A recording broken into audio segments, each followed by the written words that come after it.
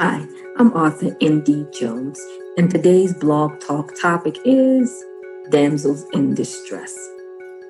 And I would like to talk to you about that particular topic because it very much relates to a huge section of my new release entitled A Queen's Pride.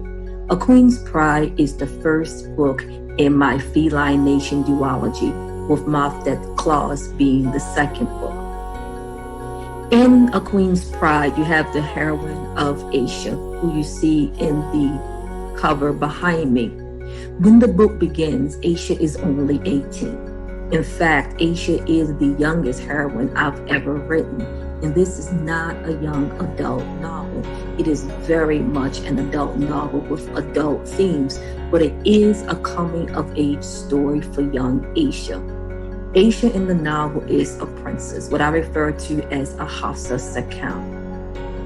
She is the princess of the kingdom of Shona, which is a shifter kingdom. It is a country just like the United States, just like Mexico or any other country. And she has a lot of physical and mental and emotional trials throughout this particular novel. And when I thought back after I finished the novel, I don't think I've ever, I would say, mistreated a heroine as much as I did this particular young heroine. And she rose to the occasion. I love this character. She is a special character because of so much that I put her through and how she was able to come out on the other end. Now, a good section of the book, the middle section of the book, covers Aisha's captivity. She is kidnapped by mercenaries. And so here we are back to the damsel in distress trope. Now, I've never written such a trope. I've seen it just as you've seen it dozens of times. You watched it on movies, on television shows, and of course read the trope in novels. And I'm really big on creating well-rounded, three-dimensional, badass women. And so when I think about the damsel in distress trope, as a proud feminist, as a proud womanist, I was like, that's pretty much garbage, because I always hated the representation of women as being weak, as being taken captive, and being totally submissive to the point of just losing all type of characterization and sitting back and passively and waiting typically for a male to rescue her. And so as I started plotting out this book and I thought about where I wanted to take the plot and where I wanted to take my main character, the whole kidnapping piece made too much sense. And then there I found myself with a damsel in distress. So then the question became, how would I, after being so judgmental of the use of this particular trope, write that trope? And so the damsel in distress that I just described to you, I think is pretty much a classical way of defining the trope. Again, with the female being very passive and waiting for that strong male lead to swoop in and to save her.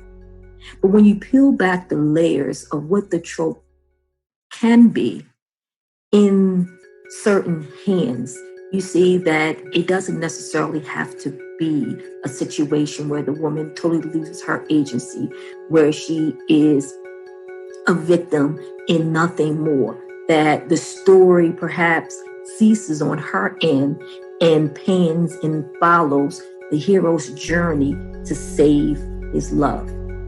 That's not necessarily what a damsel in distress trope must look like. And so, but what it really does, and what I found that it did for me, was that it gave me an opportunity to do several things, to really look at Aisha's character, her psychological capacity, her psychological strength, and the other supporting characters in their response to what happened to Aisha in their attempt to save her, but also their mindset, their emotional journey, and also partly their guilt and their grief and their fear.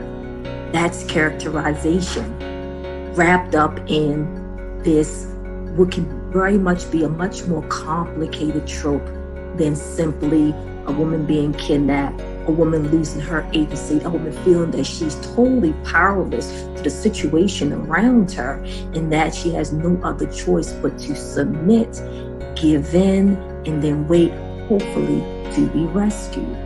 So this is all the things that went on in my mind when I really thought about what should this trope look like for my young heroine of Aisha.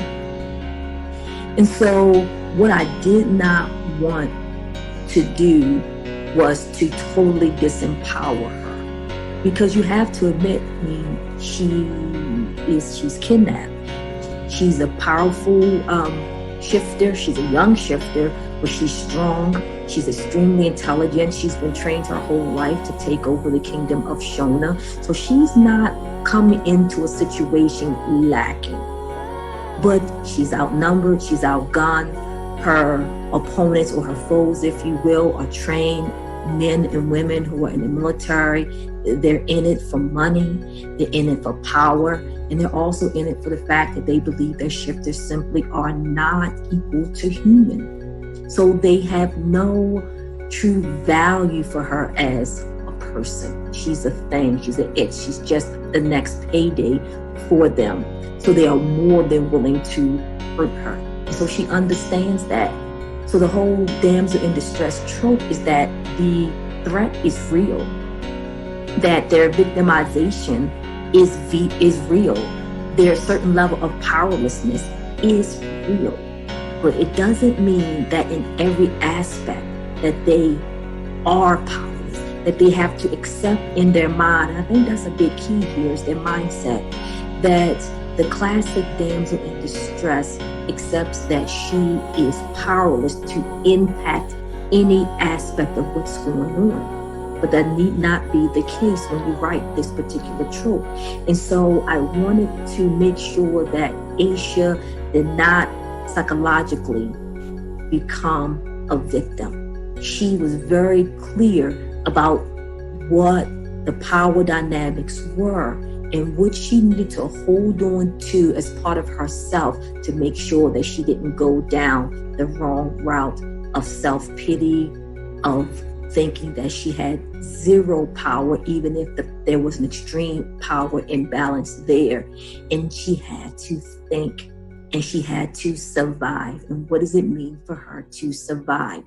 Because in the end, you still need someone to help you get out of that type of situation. She's working towards it, but she understood that she still needed help. She still needed help. So there you have the other side with the secondary characters. What were they doing to try to rescue her? Hoping that she could hold on in time for them to help facilitate her freedom, to help facilitate her rescue. And so those are the dynamics that I played with when I wrote the damsel in distress trope. It was at times painful to put the character of Aisha through what I did, but every time I would knock her down, the next thing I did was show her spine, show how she fought, and even if the fighting was nothing more than a mental or emotional affirmation for her to say, you have to stick through this. They do not define you, that you are stronger than them, even if in certain ways you are in a weaker position. And so what does that really look like? So you have this damsel in distress trope. And it was a wonderful thing to write. And it was a wonderful challenge as an author to frame a character in a way in which you have so many opportunities to show vulnerability, but to also show strength that's not simply physical, and that's there as well.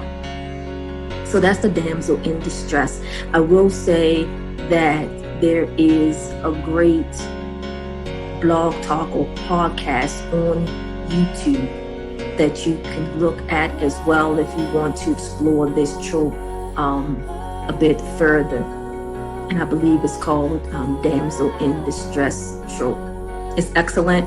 And when I watched it, I watched it several times, and it really made me think about the type of way that I wrote my Damsel in Distress trope, because I watched the video after I actually wrote the book, and it was such a great aha moment for me, and I felt affirmed that I didn't fall really into that classic trope, but I did fall within the trope, but with a really nice spin. And I like to see that we're still writing a trope. There isn't anything necessarily inherently negative or bad about the trope, and many authors, many directors and producers have written that trope, used that trope, and used it really well without removing the agency from the person who is the kidnapped victim.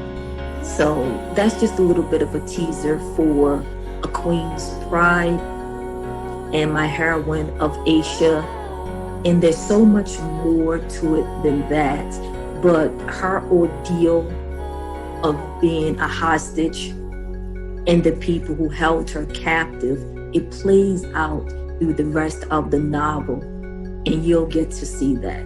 And I believe that you will enjoy what I was able to craft, not only with the trope, but just the whole idea of a coming of age story, and based on the fact that it came from a place of pain and grief and violence.